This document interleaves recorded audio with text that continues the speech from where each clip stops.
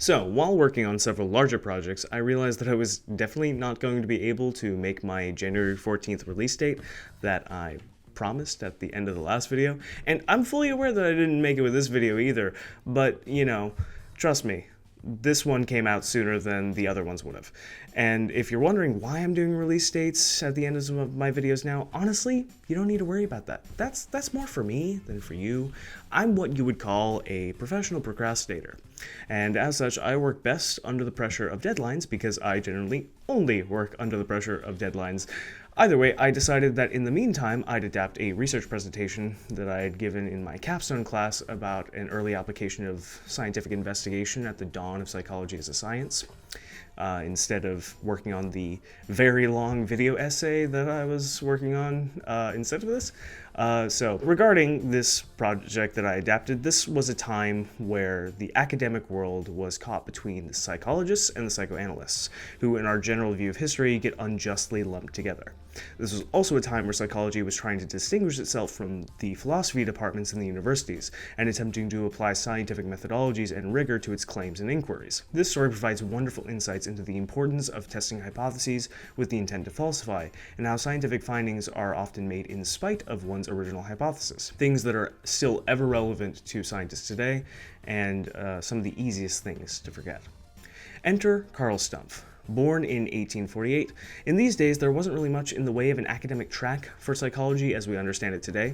While Carl would go on to found the Berlin Institute of Psychology, where Gestalt psychology would later be conceived, he began his academic life in the humanities, namely studying music and philosophy at the gymnasiums of Bamberg and Aschaffenburg, respectively. He would go on to attend the University of Würzburg, where he initially studied law and the philosophy of aesthetics. In his autobiography, he notes that his interest in the Kantian school of philosophy was one of the driving forces for interest in law at the time. However, he would later shift his focus from law to philosophy under the tutelage of Franz Brentano. Brentano, at this time, was in the process of formulating his philosophy of phenomenology. And while this was not fully realized at the time he was Stumpf's instructor, no doubt there were some influences of phenomenology on Stumpf's way of thinking. Consequently, Stumpf shifted away from the Kantian school and became very concerned with empiricism in his work, and phenomenology emphasizes this. Around this time, Stumpf also attended various lectures on physics and scientific research methods, which no doubt influenced his later work in psychology as well. It was during his dissertation work, which was supervised by Hermann Lotz, that he was introduced to psychology. Much like his education, his career after graduation was very eclectic, ranging from science to philosophy and, of course, psychology at various institutions. Fast forward to 1904, Stumpf was approached to consult on the curious case of a horse that had demonstrated mathematical abilities. Clever Hans, as the horse was named, was owned by a man by the name of Mr. von Otzen, who had supposedly educated the horse to solve various math problems. According to an article published in 1911 by a journalist reviewing the case, Harry Johnson, Otzen had supposedly taught his horse to count, perform simple addition, and eventually to even square root. The method of communication between the horse and the questioner was the horse tapping his right front hoof however many times till he had reached the correct count. Otzen began training Hans by showing Hans a written number, verbally saying the number, and then having Hans tap his foot to the correct count. In essence, he was trying to teach Hans to read, which is why Otzen described this as not training, but education. Before Stumpf was consulted on the case, multiple investigations had already been made into the claims about Clever Hans, but none of them had determined that deception was the motive or intent. Otzen had turned down multiple offers to buy Hans, and in addition, Hans was able to correctly produce the answer to mathematical questions regardless of whether Otzen was the questioner or if it was someone else. Considering Hans's training was more similar to human education than the typical training of a horse, various theories were proposed by investigators, one of which was that subtle nonverbal cues from either Otzen, another questioner, or an audience member was what caused Hans to elicit the proper responses, and not his own mathematical ability. Stumpf, along with a man named Oskar Funkst, who would later go on to write a book about the case, proposed an experiment to determine the efficacy of the supposed genius horse. By his own account, Stumpf was not very partial to the theory of nonverbal cues and believed that deception was involved on the part of the trainer. Stumpf believed that perhaps a form of nasal whisper, which had been a technique employed by various frauds of the time who claimed that they possessed telepathy, and he believed that this was the method of deception at play here. Stumpf's justification for this line of thinking was that a horse would lack the visual prowess to be able to detect these sorts of nonverbal cues, particularly if human investigators, who have better vision than horses, had thus far failed to pick up on any. This was a decent rationale and hypothesis, but it needed to be tested. And in these early days of psychology, there was a real drive to make it as scientific as possible, and this seemed like the perfect opportunity to do just that. Stumpf devised a series of experiments that would attempt to falsify the nonverbal theory. The first experiment conducted by Stumpf and his colleagues was to ask questions that neither the experimenter nor anyone else present knew the answer to.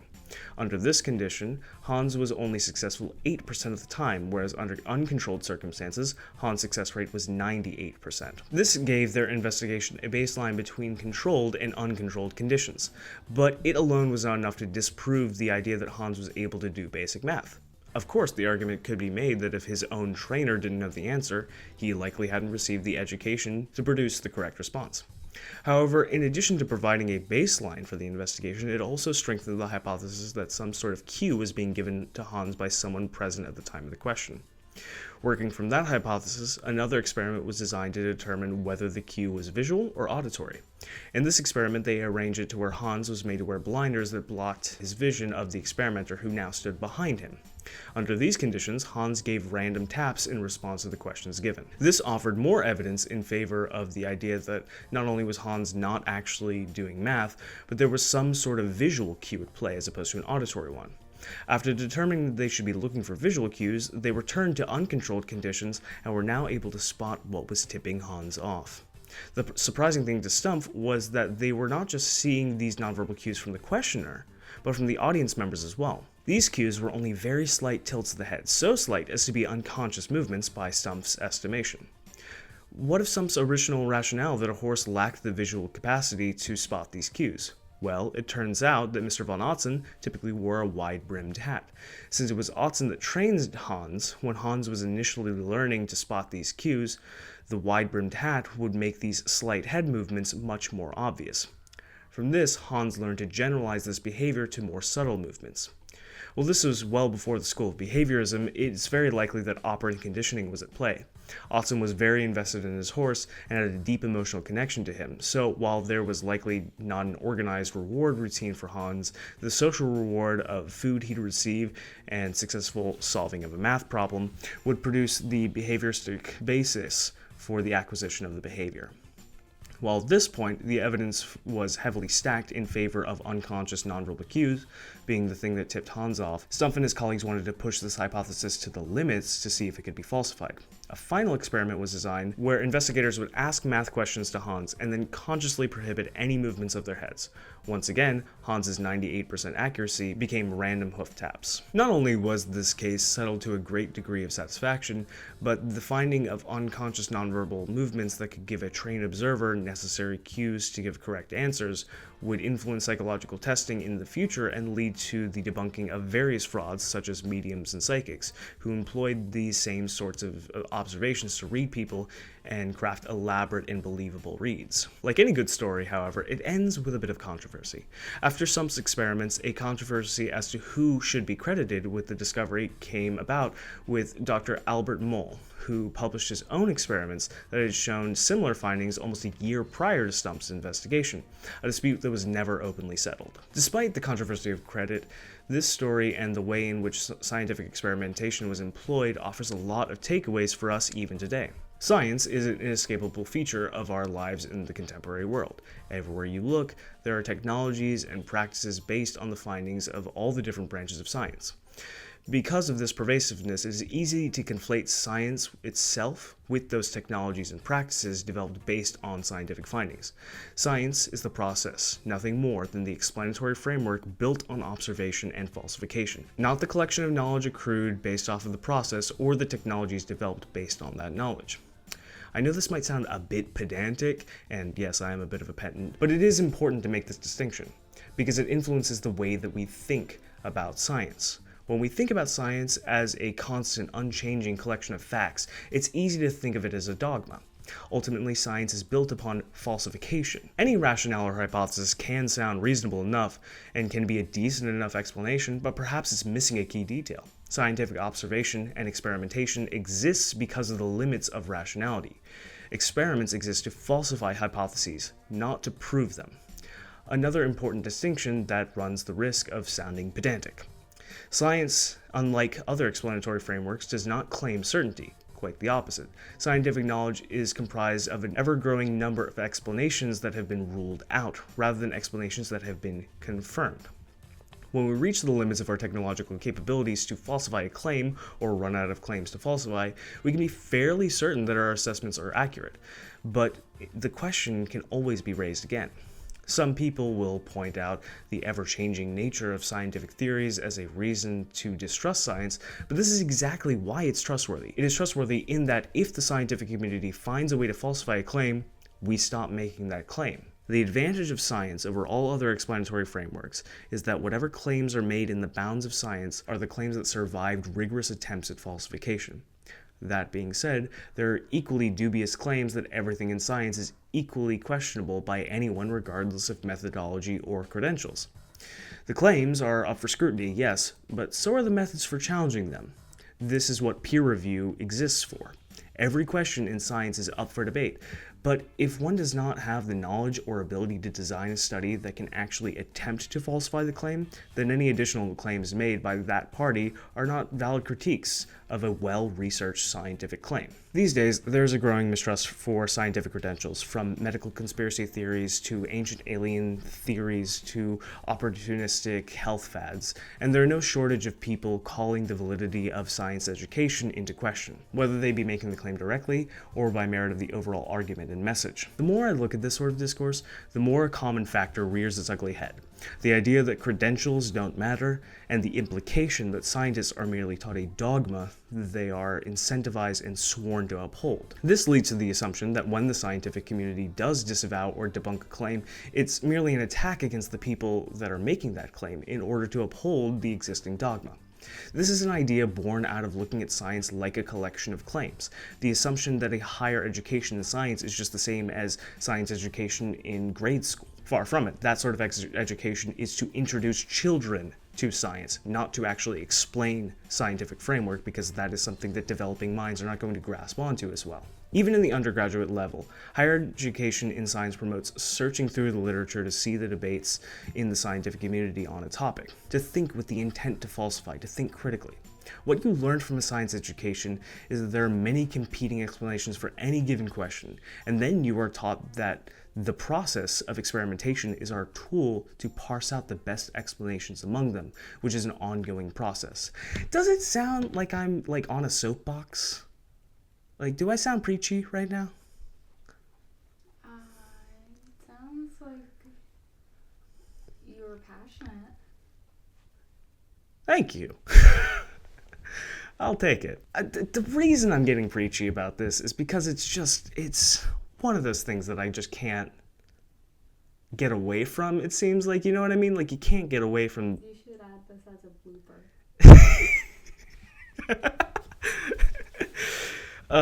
Yeah. Okay, enough going off script. I wouldn't say preaching, because these are all facts. You're just relaying them. Yeah, but how, I don't know. Maybe I'm diverting from the topic of the horse.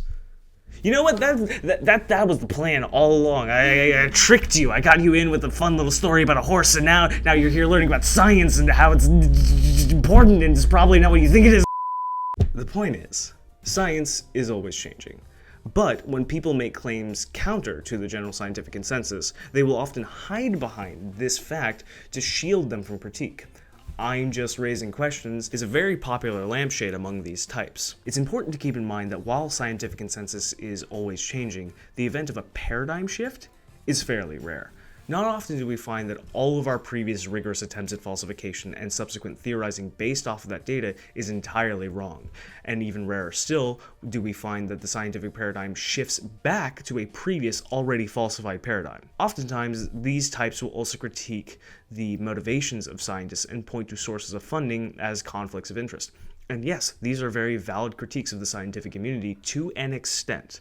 But these are also just general critiques of capitalism as a whole, and generally the same types quick to point out the issues with scientific funding are also very pro-capitalism. So there's that. But beyond that, while conflicts of interest arising from scientific funding exist, the important thing to keep in mind is that science is somewhat self-correcting in this way. For any field or even any research question, there are multiple research groups and labs investigating it. Beyond that, the process of peer review to be published in a scientific journal often involves other professionals that are removed from those conflicts of interest. And even when peer review isn't enough to prevent bad studies from getting published, scientists across labs are always debating and checking each other's work by repeating it. So even when you do have a financially motivated scientist who is also unhealthily clinging onto their hypothesis, there are many steps in the process outside of them that help to ensure that scientific literature should provide a thorough investigation of a question. And here lies one of the most beautiful aspects of the scientific community. If you're skeptical of a scientific claim, in order for a paper to even be published, there's a degree of transparency that has to be met. Go read the paper that makes a claim you're curious about. The methods and procedures will be in there, because replication is an important part of science. A scientific paper should include all of the information that one would need to replicate it, which means that if there are any problems in the design, you should be able to find them in the paper. Also, most scientific papers include a section at the end where the limitations of the study and design are discussed, and suggestions for future studies to overcome these limitations. If you're reading a paper in a field that you're not educated in, it's going to be difficult to read. Hell, even if you are educated in that field, some papers are just harder than others. But with careful reading and looking up terms and brushing over your math skills, which I often have to do because I'm not great at statistics, and most psych papers, there's a lot of statistics in there. But if you're dedicated to educating yourself on a topic, you can do it. But if one finds a paper that is just too difficult for them to understand, and instead of putting the work into understanding it, they read an article published about the paper's findings or watch a video about the paper's findings and then wish to critique those findings, those critiques are not coming from a good faith position, in my opinion. So what does any of this have to do with the horse that tricked everyone into thinking he could do math? I find this case not to just be a fun story, but also a beautiful example of why the scientific method is important, what it can achieve, and why it works. There were many competing explanations for why Hans was producing the correct responses, and each of them seemed equally valid. The only way to even attempt to parse out which of one was correct was to try and eliminate all of them and see which one was left. When Stumpf approached this case with the initial hypothesis of nasal whispering, he designed an experiment that could falsify it if he was wrong, rather than clinging to his hypothesis and getting no closer to the actual answer. We talk a lot about cognitive biases these days, and they are a bitch and a half to deal with for sure, but the scientific method is one that is specifically crafted to counter the effects of these biases. Now, if you just came here to find out what the deal with the horse was, I'm sorry for getting on my soapbox here at the end, but I appreciate you sticking around, and, maybe that was the point, was this hook, line, and sinker you with the story about a fun little horse. But these are important characteristics about science that aren't discussed in public discourse nearly as much as they need to be, in my opinion. And I found this case to be a perfect microcosm for discussing them. Anyway, if you stuck around to the end, thanks! This was fun! Be sure to visit our complimentary petting zoo where you too can ask a flock of ducks to find the square root of 4, out the auditorium and to your left. If you had a good time, come along and subscribe if you feel like it. Plenty more stuff like this coming soon, and if you feel like helping to keep the lights on, because they are kind of important to what we do here, consider supporting on Patreon. The one condition being that you have to be financially stable. No need to just add one more subscription to the pile of bleeding money from your bank account. If you're living paycheck to paycheck, please just save that money for things you actually need. And do bear in mind, I don't really have much to offer in terms of rewards right now, kind of just if I have something cool to share that doesn't fit into the main video or something like that. Either way, I would like to thank Michael Fuentes and Leia for their donations to the channel, and with that, I'm going to get back to researching for that next video and doing my taxes, both things that I should be doing today. I shouldn't really tell you anything about this video, by the way, but, you know, since we're friends, you're gonna love it. It's gonna be about, you know...